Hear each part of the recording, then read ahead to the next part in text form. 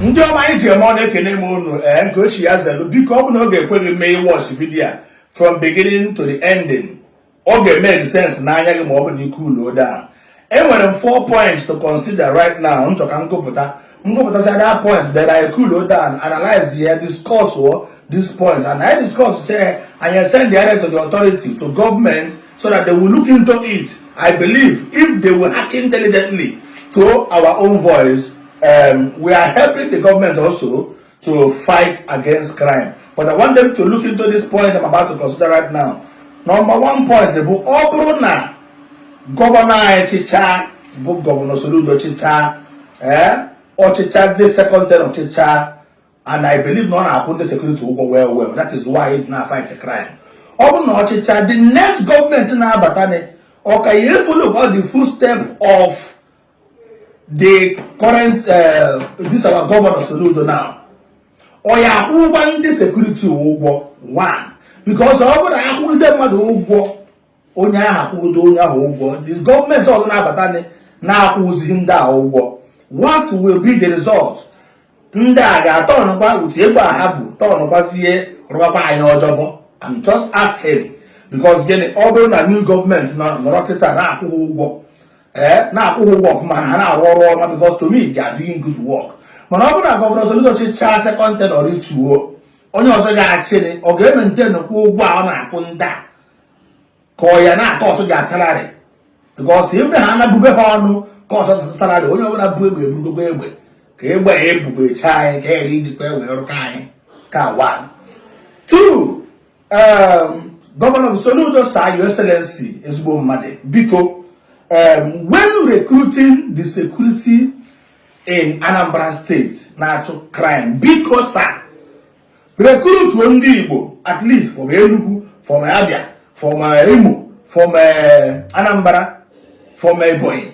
Recruit ndị Igbo na-anụ asụsụ Igbo, do recruit na onye ọbara abụghị onye Igbo, because na gịnị onwe ya na-akpọ remove not the ancient landmark. And when doing so, ị ga-afụ somebody na-abụrụ onye Igbo, because I've been hearing most of the securities ha na-eme discussion, ha na-asụgasị ụfọdụ na-asụ Ikwere, ụfọdụ na-asụ ka ndị ofe mmanụ, ụfọdụ na-asụ ka ndị Hausa, a na-asụ uwe na-anụ Igbo, most of them ada anụ Igbo. And ifu na ndị na-aha anụ Igbo amaghị ebe ekere nkụ ụkwa, amaghị ebe ụka ala dị. Mmadụ nwere ike dị ozugbo tụpụ na egbe gbaa jaja na-amaha nke bụ ezie. Biko ịma na onye na-abụrụ onye Igbo ama nke bụ ezie, maka na gịnị na o nwere ike atị according to ọ dị enyere enye, ka a ghara ịbụ na akpọtara anyị ndị ọzọ na ha anụ asụsụ anyị kpọrọ anyị asị. Because definitely onye ọbụla na-abụrụ onye Igbo a ga-enwerịrị atom of hatred ọkpọrọ ndị Igbo asị. Onye a nwere ike were opportunity a na ya bụghị onye Igbo release eterega gbara mmadụ idoro ya na asị nka ntị ikwu okwu ọnụ sa ka enyocha ihe enyocha. One, number 2 points I consider. Number 3 points, before carrying any arrest, biko ndị security do always find an underground investigation. Over the Western world or America, before a group hush puppy, every go the underground investigation for years with concrete evidence before making Jpac. Ịma na onwe ihe na-anaghị gbabụ ndị Igbo, ihe na-anaghị gbabụ ndị Igbo bụ afụcha afụnarịa, maka na gịnị mmadụ na mmadụ nwere ike na-eso okwu na because ihe gbara gọda na onye akịta dị olite ihe atọ ihe ọ nakịta bụ atụ ha na onye aka kwuo na onye abụọ kidnapa, maọbụ atụ ha na aka sị na onye abụọ onye na-esu imi, ma atụ ha na onye aka sị na onye na-agwara ndị kidnapa ọgwụ without any concrete investigation.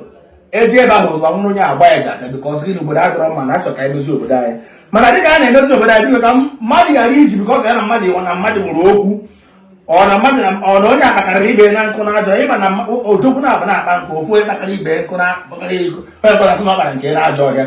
Ka mmadụ ghara iji ihe tinyere maọbụ ekworo na anya ukwu ihe dere mmadụ na mmadụ ije tụọ mmadụ ibe ya aka si na onye abụ ekidnapa maọbụ onye na-akpọrọ ndị kidnapa ọgwụ. Ka anyị mee ya na-akpọ thorough investigation, and ọ bụrụ na ọnwa dibịa a na-eje na nke ka a carry out some investigation, ọ bụ na o nwere some ọgwụ ọ na-agwọ push normally na ọgwụ and ịchụ aja ma ọ bụ ime ihe ọgwụ they were right from before ụka abịa. Ọ bụrụ ya na-emere onwe shrine ke ya kwara eze na akwa ọcha dị ihe na-emere onwe shrine, enyochacha ya bụ na aka ya dị na kidnapping, na aka ya dị n'ohi, na aka adị na igbu mmadụ na aka adị ka eweta ka eke ejichiche bụ na aka adị na ọnọma ọgwụ ọ na-agwụrụ onwe ahapụ. That is my own. Emegere ahapụ because na icheki enwere different enwere dibia oyibo ka a na-akpọ medical doctor, dibia Igbo ka a na-akpọ native doctor. Enwere so many native doctors na-agwọ enyi ure, na-agwọ ụkwara nta, na-enye mmadụ ọgwụ nwa onye ahụ enwe mkpụrụ nke afọ, na-enye mmadụ many ọgwụ, na-agwọ many ọrịa. Echekicha onye ahụ bụ na aka ya dị n'aka ọcha ata bute emechaa investigation emegide ka hapụ ka onye iro mmadụ ya dịrị ịtọ mmadụ aka because onye akpọrọ ya asị ma ọ bụ ebi na ọkpago ego kpakarị ya ego atụ ya aka nwụrụ ya gbuo ka otu ọ bụrụ third point. Number 4 point to consider bụ government shuttle bus should be introduced in the state. What do I mean? Abana state of Abana Lagos state now enwere BRT bus, enwere government that is lag ride owned by government, enwere many means of transportation. Governor Soludo, Your Excellency, sir, if you introduce government shuttle bus and some means of transportation, maybe you should work together with the Minister of Transportation in Anambra State. Any the government introduce government shuttle bus, Kamaran Debo said that shuttle bus, in so many places in Anambra State. There where we can achieve Okada in so many places. Listen, let me tell you, Your Excellency, sir. Say Furundo Okada.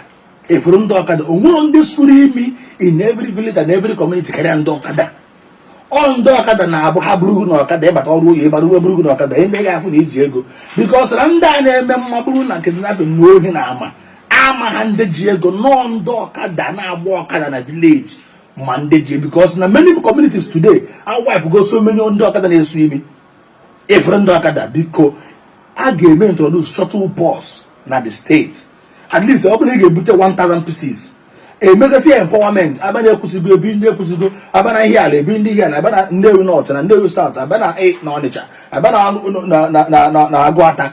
Abana say many places, you know, ABC Haikete 100. We have 21 local governments in the state. Able to see 100 shuttle bus in the whole of 21 local governments. I'm on order. A week empowerment, just not and Doka that they soon me. There no another point again that attached number 4 points is that, sir, if we have CCTV camera is very important in the state. Only federal crime carry CCTV. When you enter on a bridge, head bridge, you will see that very big pole, busola. CCTV ko say no oncha axis niile junction niile na oncha oka niile ko sibu CCTV Nnewi niile ko sibu CCTV the whole of Nnewi South Nnewi North all the whole 21 local government ko si we CCTV enwe control network control room n'Ọka ebe a ka ọ ga enwe sensor ihe ọbụla bụ arm na-aga Facebook it will signal and picture the face of that person. I na-eje obodo oyibo sir. About today, but I afford those things. It's very simple. Even with CCTV, you don't even need to employ so many securities because with CCTV, anything else, but the CCTV will send out to the office. It may be where we got Anambra State. They Ghana by Your Excellency, Ghana here with the CCTV camera in the at least the major areas. Nobody here make those when the person by the house we are capturing under 24 hours. I capture the person. Sir, this is my own point. Remember the point I made, 4 points to consider. Number 1 point is that after the reign of your leadership, or your security. Because often I maintain who go in our security. Most of them have the next thing that we I just want to make common sense. Number 3 points, again. Number 2, I consider can I recruit the foreigners? Then I have Igbo. On the Igbo, Yachundo, Yachubu Munabun doing. Konyam Banahan Igbo, because of no hate in Igbo. We're beginning, we're flush and Igbo out. Number 3, before carrying out any arrest, the proper investigation and the underground investigation need to be carried on with a proper and strong concrete evidence. Konye kpọrọ mmadụ ya sịrị ije to mmadụ aka because na onye aka enwe ego ọ na onye aka wee ma mmadụ ọ na onye agakarịgo ego afa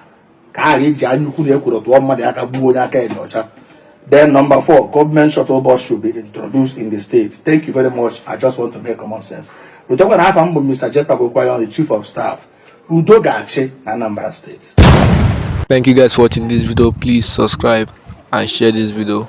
Keep subscribing on this channel and stay connected. Thank you for watching.